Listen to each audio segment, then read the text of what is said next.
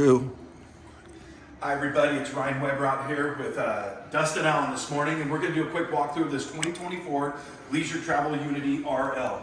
This unit is available, it is brand new. Usually you have to order these and it's about a year wait time. So if you want to get out there and enjoy an RV, this is the time to do it.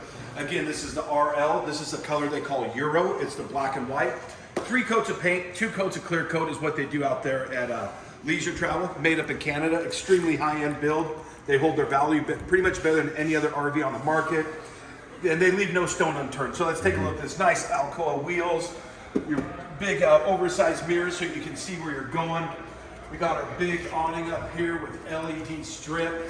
Has the built-in wind sensor, so if the wind picks up, it'll automatically retract for you. Nice. I can go on and on, but we got to keep our video short. So let's get inside to the good stuff here, guys.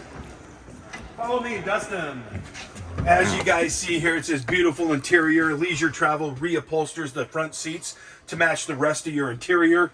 We got our lagoon table, solid surface countertops, and of course, what Leisure Travel is known for.